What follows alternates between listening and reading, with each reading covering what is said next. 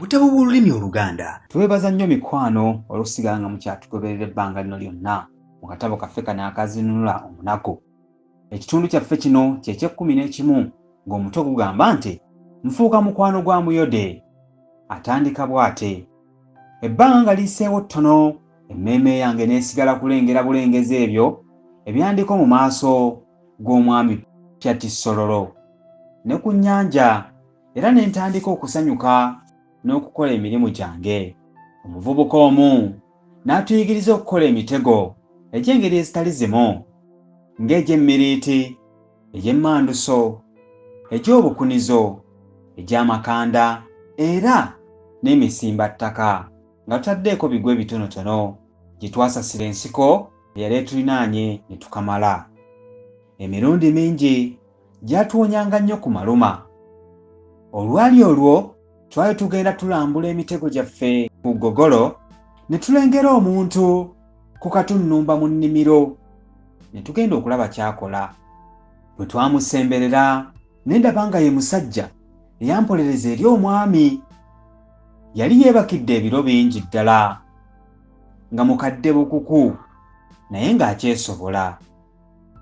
Yalina ekirevu kya lutuula ekyamukwata emba zombi, kyonna ttokotoko, n'enviiri ze nga zimukirako obuyiira obw'ejjo by'okutukula.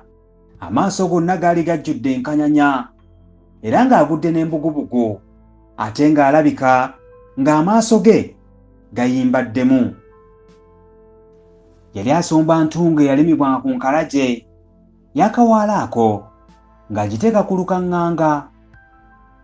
Bwe twamutuukako n'atulamusa n'atubuuza kye tubadde tukola eyo mu lukakaba gye twafulumira. Ne tumunnyonnyola nga bwe tumukwasisaako ne ku mulimu gwe. Nga tumaze okumulombojjera byonna ebitufaako, ne mwebaza okumpolereza eri omwami.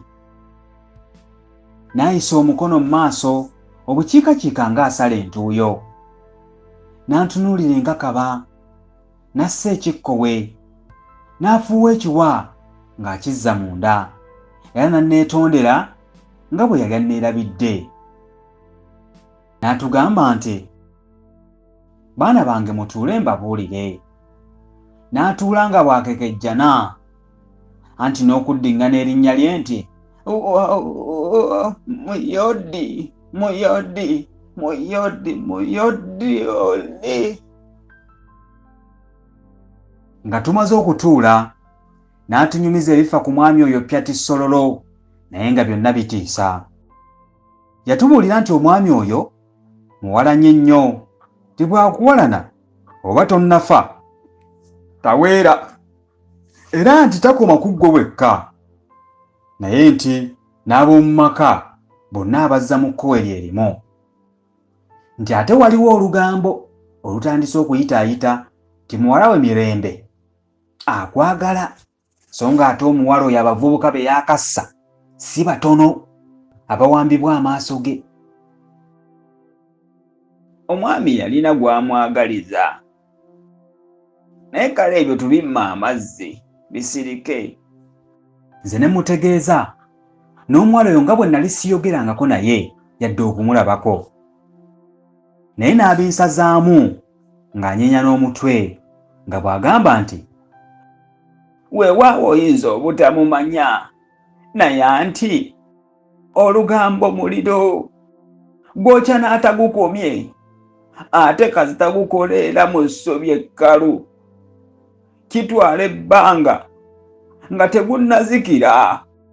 Naawe nno lowooza erinnya lyo lyayita dda mu nsi olw'okutta empologoma. Kaakano kyenkana buli muwala akwegwanyiza olw'obuzira. Kale nno olugambo nga luno bwe lutandika, ani ayinza okukugaanira? Olugambo luno oba lutuufu oba si lutuufu, ekyo tekijja kulugaana kutuuka ku mwami. Osaana oyige nnyo okulwanyisa amafumu, kubanga emitego gy'emirala bw'oli gisimattuka ogw'okulwanyisa amafumu gwe guliba nsalessale era gwe gulisalawo eggoye. Mba nkyakotesa omutwe kyakwogera mbuze. Mikolo n'annyamba n'abuuza nti kale atalina anaamugunjula mu kulwanyisa mafumu anaagayiga atya? Ko Muyodi n'agamba nti obanga mukisiimye munajjanga wano buli lwaggulo, y'ate obanga mutoola mangu mu nnaku ntono mulibanga temubanguse mu kulwanyisa amafumu. Aba amaliriza kino, mukazi we n'atuuka. Yali atunuulidde ebiro bingi era nga n'omugongo biguwese butego. Mu kamwa ke nga temukyali linnyo na limu wabula olubungu. Omubiri gwe obufukunya bw'emyaka egyamuyitangako bwali bwakuulita dda nagwo nga magumba g'olaba gaanamye. Mu lulimi lwa leero erimu ku mannya gano ndowooza lyandimugiddemu bulungi. Lukanyala oba eridde eryamugangatika. Amaaso ge gaali gasemberera okuzigama era ng'ayogera avuumira, ate ng'abumbujjamu naye nga tannawutta. Erangi ye esinga obukadde bwali buginaabudde ku mubiri gwe, naye ng'alabika mu buwala yali mulungi. Kigongo yali amumessa enzirugavu esanyusa era ng'amugogodde bulungi, naye mu kiseera kino yalabika ng'asiba byangu nga n'ebimu by'asiba bikutuka. Okuseka nno nyazaala ng'omusaasira, anti ng'olowooza nti olunaazisirisa ng'akala ng'akekenuka bukekenuse. Erinnya lyennyini yayitibwanga Kulwawo Kulaba. Bwe yamala okutulamusa n'antunuulira n'agamba bba nti olabye omwana ono bw'afaananira ddala omuzzukulu Pyati gwe yatta? Ko bba nti nange ekifaananyi ekyo nakirabye dda. Ko nakyala nti n'oli yali yenkanira ddala ng'ono we yattirwa, so nno singa kaakano aliko n'abaana abakulu.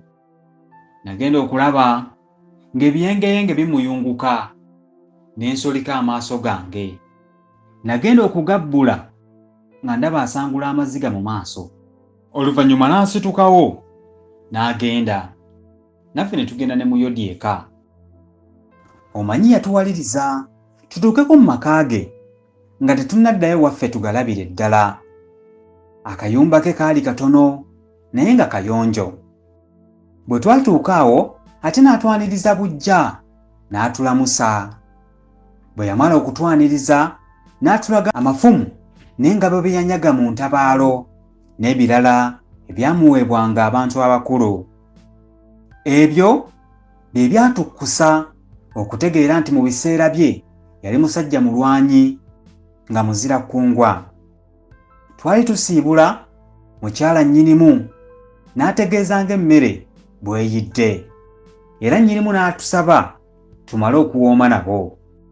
Newankubadde nga nali saagala kulya mmere efumbiddwa wa bikaata, naye olwa Muyodi okutwekubirako twakkiriza okulya nabo. Emmere yali nnungi ddala.